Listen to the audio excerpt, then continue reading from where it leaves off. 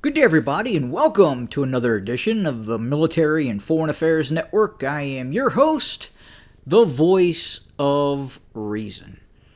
Yes, I have returned from parts unknown.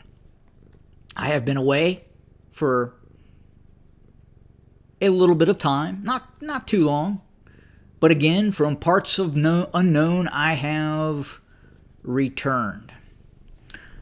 Now, you're going to have to forgive me.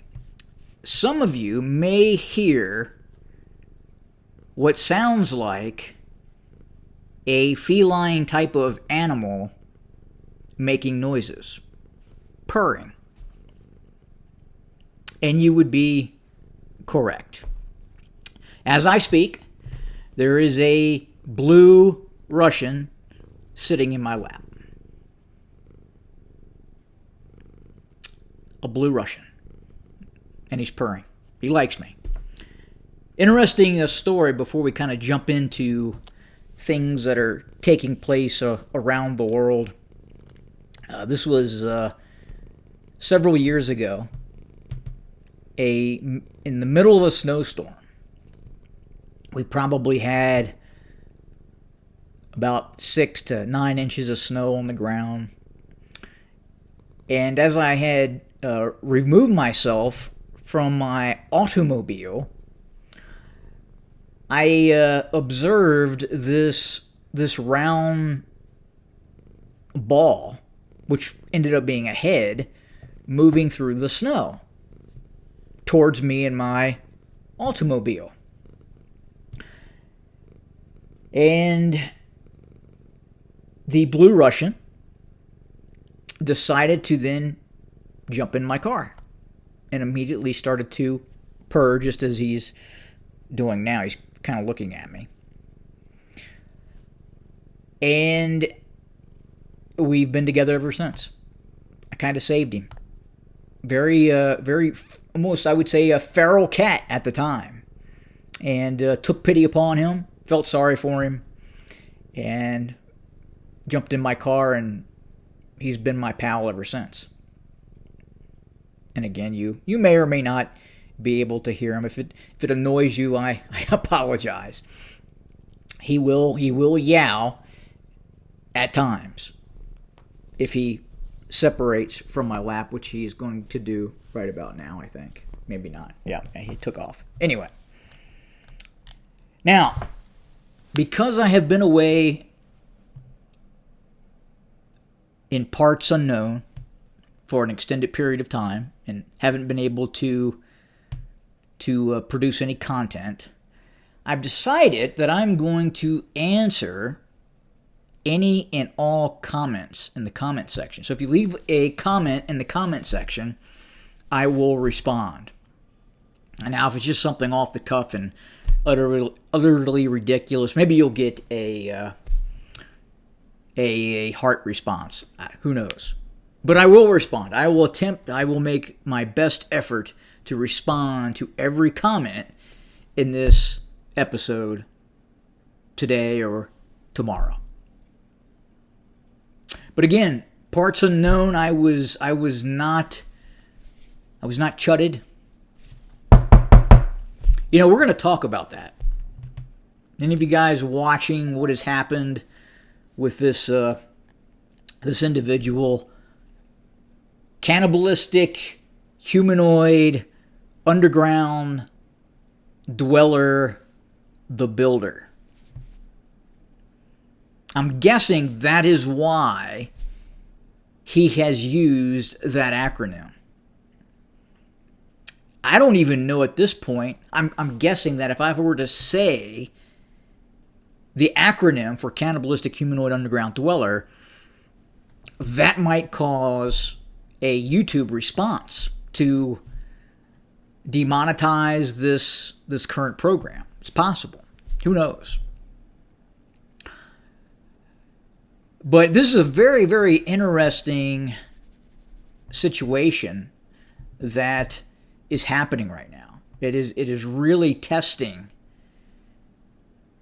the concept of freedom of speech. It is testing the concept of, does one grouping have more freedom to speak than another group. And I think right now you're clearly seeing at times that is the case. That is the case. Now, this is going to have to work its way through the courts, and ultimately it will.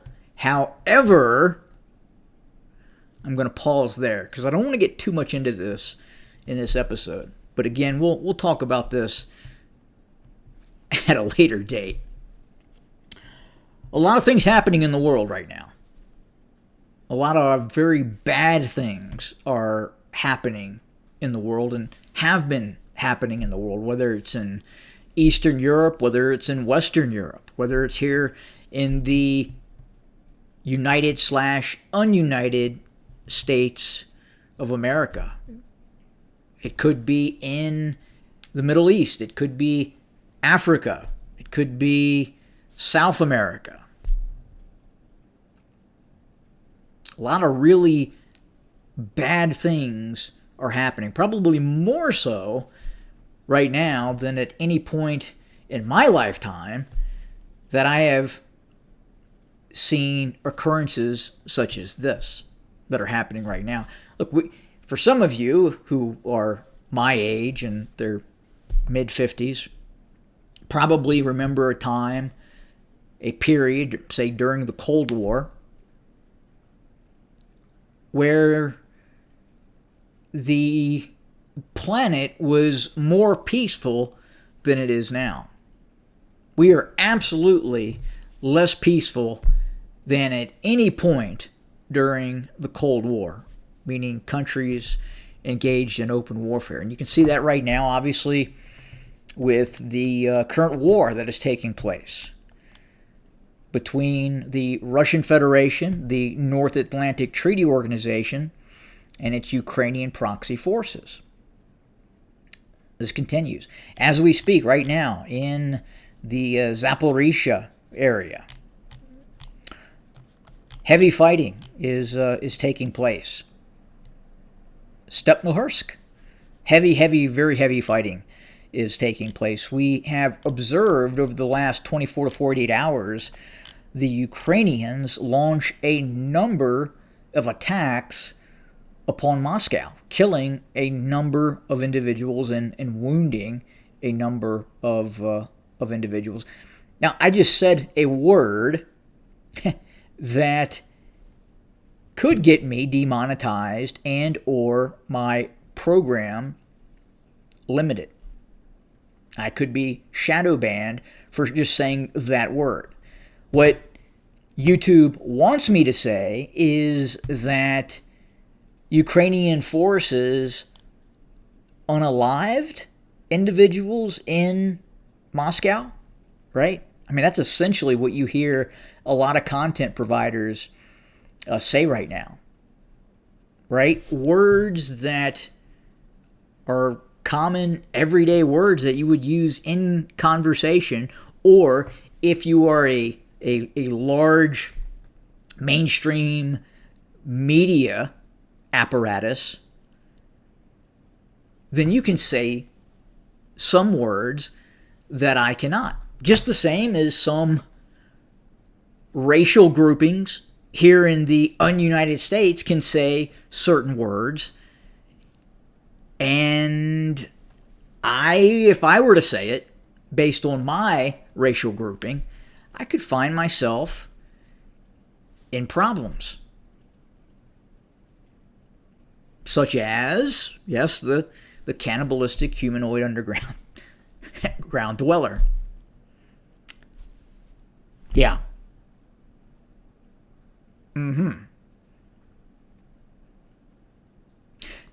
But the war continues.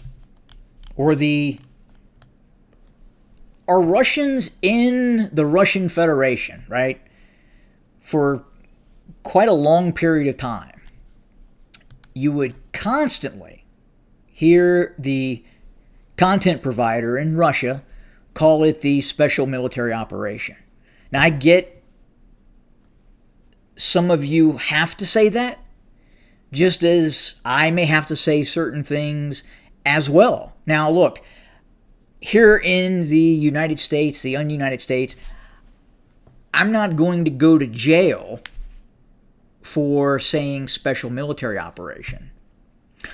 I won't go to jail. I won't be in prison for talking about the war that is taking place between Iran, Israel, and the United States. I won't get in trouble for that. Now, if I were to say some other words, yes, I could find myself not in trouble necessarily. Like if I went into a large crowd and I were to say something, I could find myself in a very difficult situation that would not necessarily see my right to stand my ground and defend myself be effective. Again, depending on what I say, how I say it, and based on my racial grouping here in the United States. Yeah, very, very strange time indeed we are living in right now. But again, the same, the special military operation. Again, if you're in Russia, can you, in an open conversation with a group of people, maybe you are recording this conversation for YouTube or some sort of content channel, who knows what that could be. There are a number of avenues.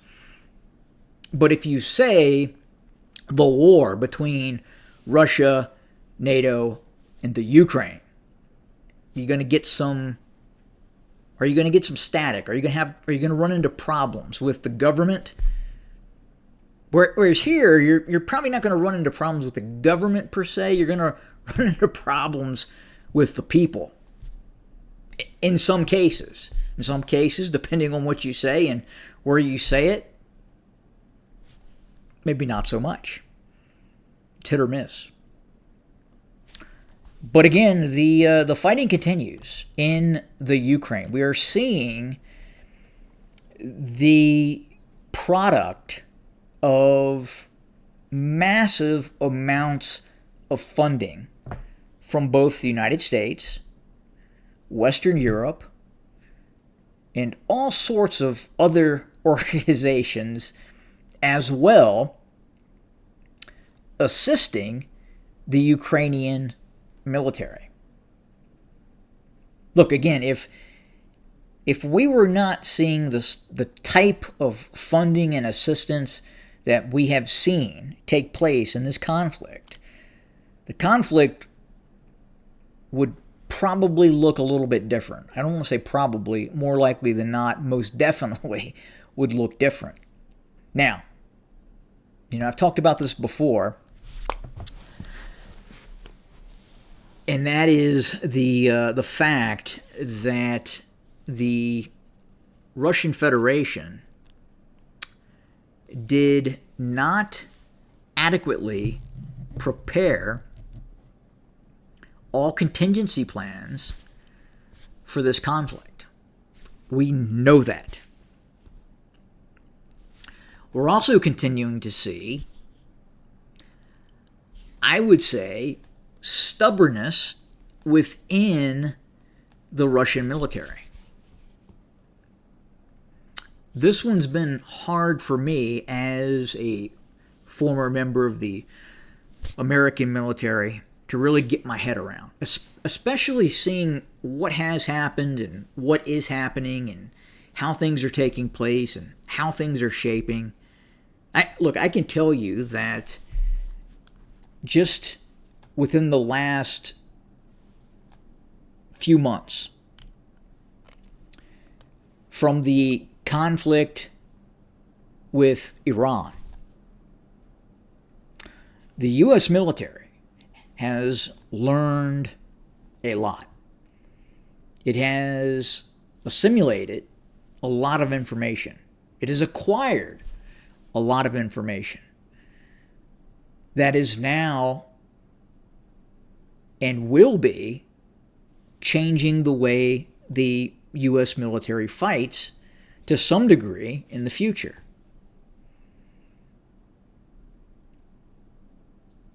Now, we have seen the Russians in this conflict adopt certain technologies. We have seen that occur. They, in all probability, should have adopted some of these technologies. But at the same time, I am still seeing doctrine and technologies that are being utilized by the Russians that, in all probability, should not be used. Or there should be some serious efforts to immediately change some of those doctrines and technology. Now, that tends to be at times more difficult. It's easier to say, hey, Russia, start doing this as opposed to doing this.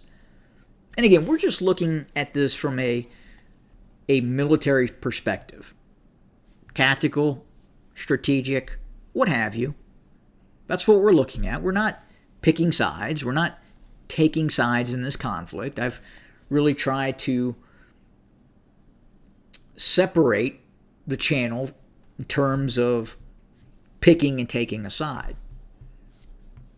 I don't believe it is in the interest of the United States to have the kind of relationship the United States currently does with the Russian Federation, especially given the situation with China.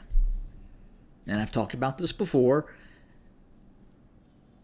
Conditions on the ground right now, at least in terms of the body politic between the United States, the Russian Federation, and China, are driving China and the Russian Federation closer and closer together.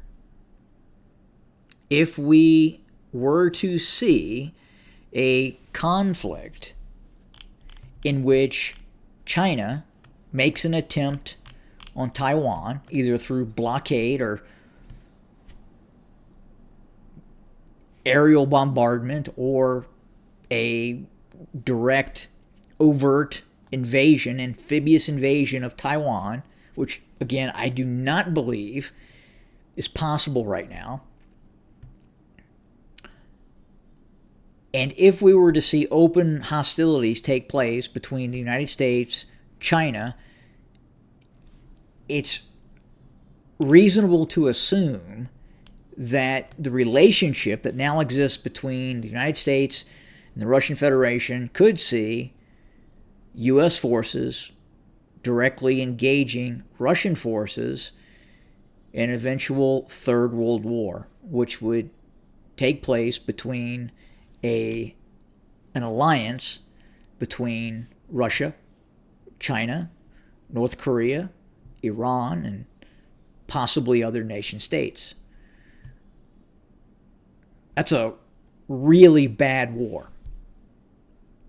A really bad war. And from a strategic viewpoint, I am not certain that supporting certain nation states is viable for the United States, especially if it leads to military hostilities in which Russia and China form an alliance against the United States. It would be much easier to fight China alone than fighting the Russian Federation merged in this alliance with China. You have to pick your battles, and it may taste bad, but you have to ask yourself, is the alternative feasible in a military conflict? Because look, we are heading towards a military conflict with China. It, in all probability, will eventually happen. Unless things really start to fall apart inside of the United States prior to that happening. And you have to understand that the People's Republic of China is actively through a cognitive strategy attempting to hurt the United States, especially the left versus quote-unquote right divide. The reality, the real reality is you have the left with the support of China and other groups around the world being dragged further left.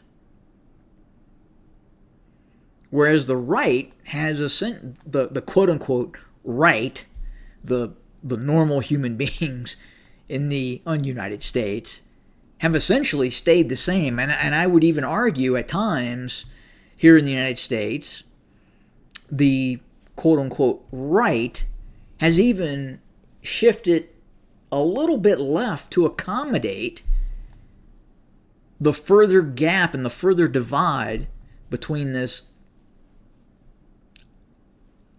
neoliberalism component of the United States that exists, especially in the school systems, in your everyday normal Americans. And it's happening. And China and again, other groupings, other nation states and non-governmental actors are doing their damnedest right now to create this scenario, this problem that is going to eventually lead to a detonation, an explosion. And you're seeing it right now with for instance, the cannibalistic humanoid underground dweller. The acronym that I may not be able to say, again, under threat from YouTube. May not be able to say it. But even then, if you look at what is happening with that, there's some really strange things are happening around that individual. It's not, at least to some extent, what I think it appears to be. At least not on the surface it does, but I have this feeling there's more going on, more nefarious operations going on. Reference that's a specific issue. Not to say it's not an issue, because it definitely is in terms of what happened, how it happened, and the protections that should be guaranteed to the cannibalistic humanoid underground dweller. Not happening. Iran, the United States, Israel. Is this getting ready to pop off again? In all probability, yes. And I got to tell you, it's not going to bode well for Iran. It may not bode well for Iran. The main issue that benefits Iran is not the military capability of Iran. It is the lack of will on the part of the United States to utilize military capacity that would be needed to defeat Iran. Look, make no mistake, the un-United States can militarily defeat Iran. But again, because of what is happening internally in the United States, and because of adversarial nation states and non-government groups, the will to defeat an enemy is not present, or the methods to defeat an enemy will not be used because it will be perceived as distasteful. Again, go back to the 1940s, go back to the 1950s, go back to even the mid 1960s and very early 1970s. At that point, 1970s, is when the United States lost the will to engage and defeat an adversarial nation state. In the 1940s, 1945, it was black and white.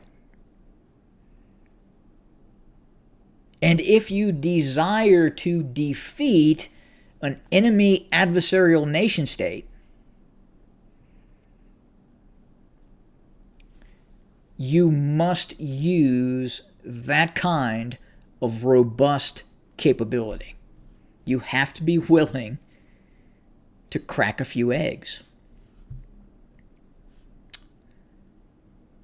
You absolutely do. So what's interesting is you hear the President of the United States talking about options in terms of the possibility of what happens next with Iran. And you hear him talking about going after infrastructure targets. You hear him suggesting what is normal in military conflict. Not what is normal in current military conflict, but I'm talking about military conflict prior to, say, 1970. And this isn't just military conflict in terms of strategy and doctrine that took place in the 1940s, right? During the Second World War. And the methods that needed to be utilized to defeat Germany.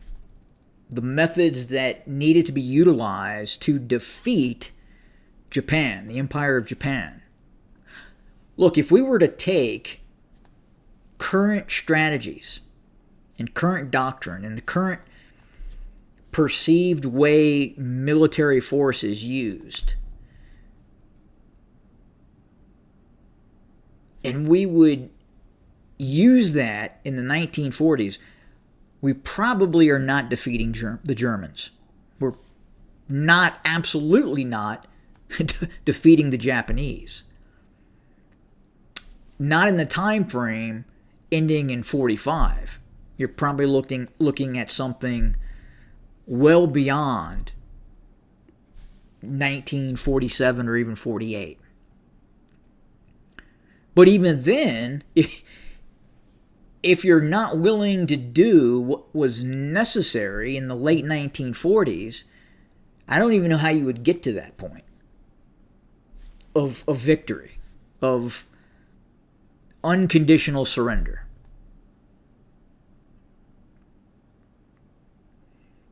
And it really just doesn't point to the United States, right?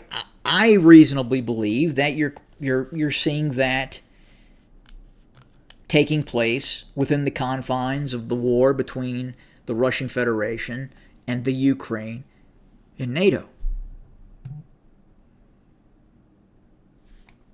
Russia is holding back, and it has held back.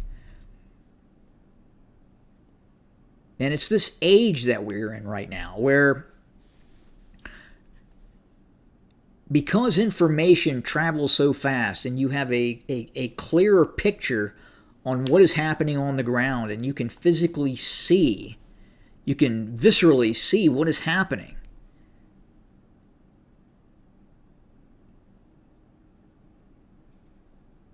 that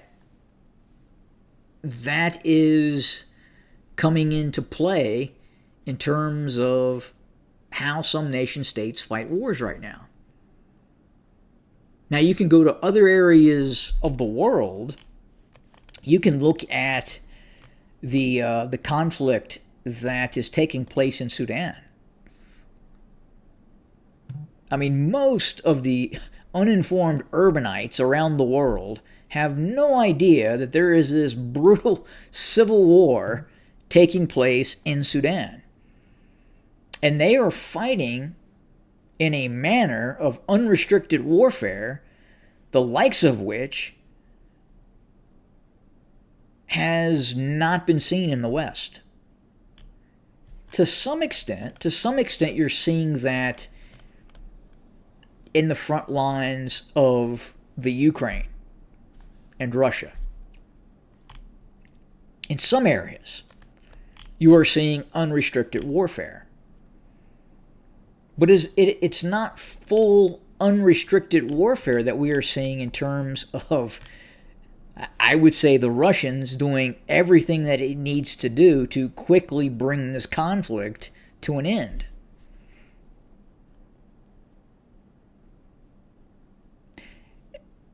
And I believe that a large part of that is because of the relationship that exists between the Russians and the quote-unquote Russians living in Ukraine. Look, there is this concept that the Ukrainians are this separate entity, right? It is a different grouping, a different linguistical grouping in terms of Russia versus the Ukraine.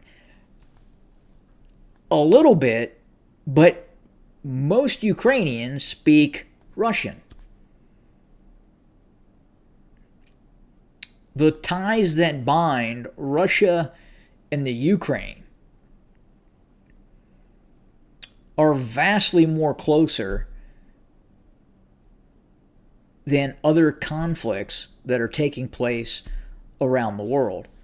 I would say it's more like a civil war taking place with heavy outside influence. That's what's happening within this conflict.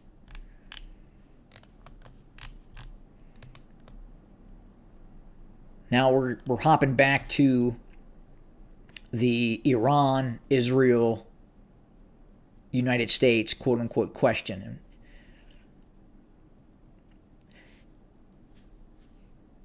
The United States is going to have to do some incredibly untasteful activity to ultimately win this. Now, if the United States does not do that, things are going to look radically different for Western Europe, for other nation states. If the Strait of Hormuz continues to be closed, unless the Europeans are willing to say, hey, Iran, the Strait of Hormuz is yours, and we will pay a reasonable amount to transit and get oil, get petroleum products from the Strait of Hormuz. I don't think they want to do that. But the EU and other nation states are also very hesitant for the U.S. just to completely take the leash off of itself, of its military, and create conditions for an Iranian capitulation. Which it really has to do that. Wherever you stand on the if you're a citizen of the United States, okay, let me pause that there, or you are a citizen of the United Arab Emirates or Saudi Arabia, you are going to have to do some things that are considered distasteful in the modern era pertaining to military conflict. Now, I think the Saudis, to a certain extent, did that in Yemen But if you compare and contrast capability, the U.S. and then you have to ask the question: Are Iranians ready to live in existence the likes of which what is happening in Yemen, in Houthi-controlled Yemen territory?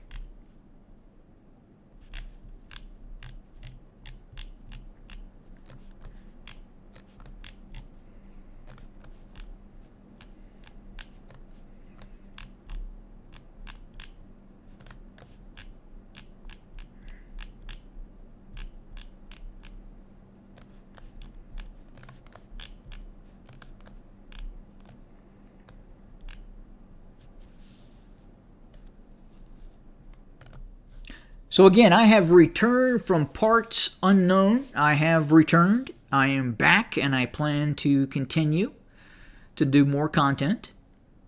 Again, feel free to comment in the comment section, throw something out there, and like I said before, I will definitely answer said question. I hope everybody is doing well. I truly appreciate the viewership and those that tune in to listen and have great conversation. As always, thanks for joining us. Good day.